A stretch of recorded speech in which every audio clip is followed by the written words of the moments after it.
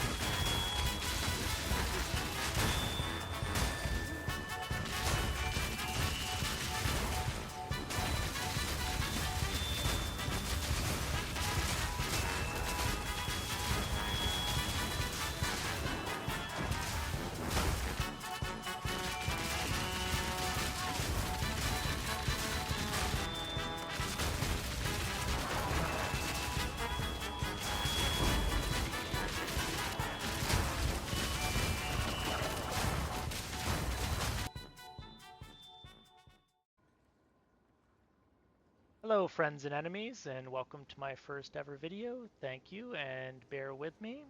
So today I'm going to be talking about my Infusion Rapid Shot build that I put together. So it is a Rapid Shot build primarily. So we are using Rapid Shot to crit as many times a second as possible. So it's between 12 and 15 times a second with a single target setup versus mapping target setup, which is just a swap of these two gems. So the most important thing we're doing here is just getting our crit chance as high as possible. I've been swapping some stuff. Normally it's fully 100%, but it is essentially critting on every hit with the help of our supports and just doing as much damage as possible. We'll explain why. So with that crit, we are generating as many power charges as possible. So we have a chance to gain a power charge on critical hit, so on every hit essentially. There's two options for this. The other armor I like slightly less because this one has some energy shield and also just chaos resistance, which is a nice add. And the other armor shocks you, is a downside that I'd like to avoid. And so we are generating basically infinite power charges, multiple a second through this way, and then spending them to get weapon infusions. How do we spend them? We're using our crits to generate meta energy for cast on crit, and we are casting Ember Fusillade. Basically, with every hit, and it is using potential to consume our power charges that we're generating to give us weapon infusions at the same rate. So against rare and unique enemies, it's basically casting on every hit and consuming a charge and giving it to us with our increased energy generation and retention. It's essentially one bullet, one consumption, and one infusion. So the reason we're jumping through all these hoops is that compared to the base damage of rapid fire, even with full heat, about 5,500 for me currently, after everything builds up, the damage from a single infusion is 15,000, and our crit damage multiplier is over 500% when everything is active in a map. And again, it's critting a lot. So we are generating well more than 3 times the damage of our main skill with infused weapons being attached to every bullet we shoot, basically, in ideal circumstances. And the value we generate from this is huge. And it being cold damage is especially nice because even after freeze nerfs, um, this much cold damage with the right supports is basically instantly freezing any target that it doesn't instantly kill. So rare mobs and bosses are incapacitated almost instantaneously. This also opens us up to using Herald of Ice, which we just have more area of effect, and we have our accuracy for crit, and we have some life on kill, which just smooths out our recovery. In conjunction with Pulsarkin Sapphire Ring, which many of you will recognize from last season, it's still excellent. With this setup, it feels as close as possible to Ice Herald Chaining, just because the main explosion basically causes everything to detonate out from the sides because it hits most of the mob, and then everything else chains out with Herald of Ice explosions, very nicely detonating full packs. And for more clear, we use Flash Grenade with Embitter. So this is going to turn the heat stacks from our rapid shot into cold damage instead of fire damage, and that's going to chain more cold explosions. All of these chains are going to give us more crits, which is going to give us more energy. And the bigger the pack is, the more energy we're generating, the more explosions we're getting, and it feels great. We have emergency reload on the bar, not really for damage, although it gives a little bit of damage to our rapid shot, but mostly just to circumvent reload in times of need, as most of our damage is coming from infusions. So that's the basis. The only important part of it is really getting the charges and spending them, and that's value. So these are both very cheap uniques that you can pick up basic versions of for a couple exalts. So moving on to the passive tree, we've targeted, of course, Elemental Infusion, and we're using Infused Avatar because it just smooths out the infusions and makes sure that we're infusing every projectile. Against single targets, it's noticeable, but not a huge difference. You can instead take Stalking Panther to get another 20% evasion. We have about 63 currently, which when everything dies instantly feels like plenty, but you can get it up past 80 by taking that instead if it feels good to you. And of course, we're using Critical Strike to get everything working more effectively. And Penetrate, the damage from our accuracy on our weapon is a direct scaler for our infusions, and it's actually a huge difference in base damage. In the tree itself, we're targeting accuracy, of course, for more crit. We're targeting some evasion. We're targeting all the movement that we can get while shooting because you want to keep your heat up. So taking these makes it feel much better. Critical hit chance. We're taking maim for less evasion on targets and just a nice little 3-point damage. Evasion, evasion, crit chance, crit chance.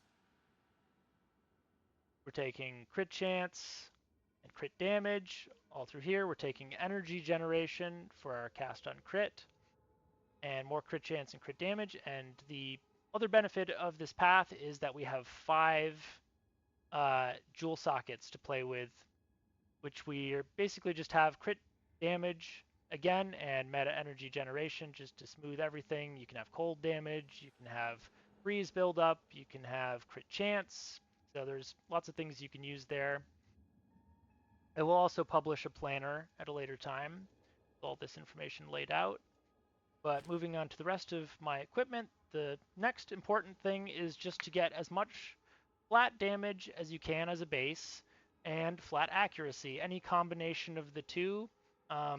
This is a fairly good crossbow that I spent some lucky divines on, but I had a much less good one before that, and it all worked perfectly fine.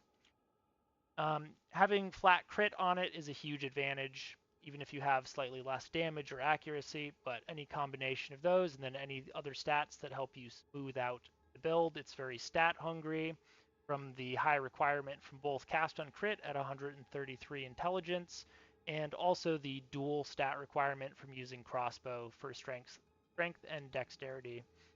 So to fix that, we have, stats on various gear.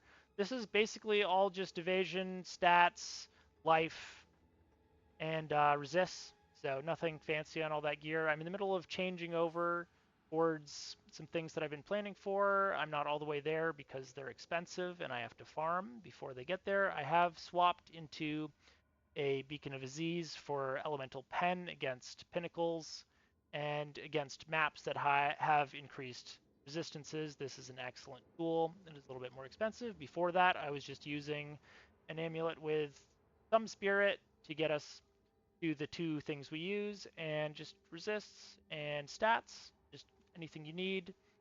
Fill out the rest with your tree and with runes. But that's really all it is. There's not too much else to it that makes it work. It's a work in progress, but it's very fun. Um, Thank you very much. I want to give a big thanks to my friend, Mr. Universe, who I'll link below, who's another ARPG content creator who helped me edit and work on this first video.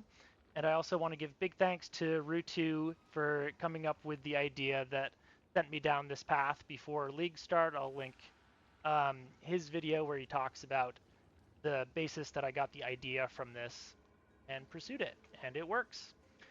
And it's very fun. So that said, I will just show you it in action, talk a little bit about some minute details of what makes it feel better.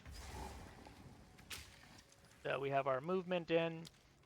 So it's a little bit slower when shooting, but it's not horrendous. So cast on crit, the more damage a projectile does, so when we reload, it really boosts that damage because of that huge 85% multiplier from our reload gem.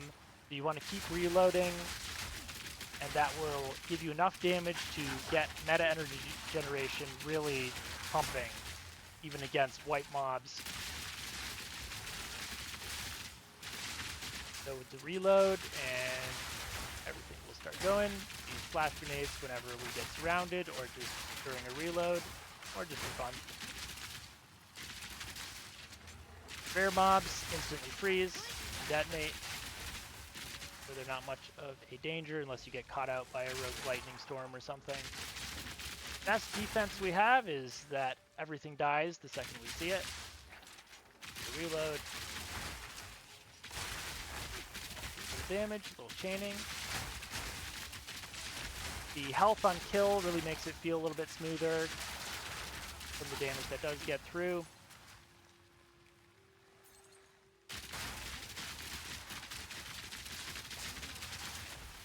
Big mobs, you just cast that and go right back to full health.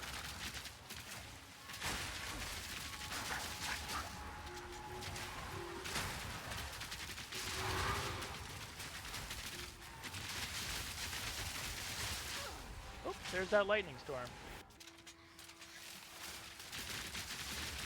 Revenge! Anyway, skipping ahead to the boss. You get the gist at this point. This is pretty much the general bossing experience. They are instantly frozen, and they die. And that's about it. Thank you so much. and follow for more.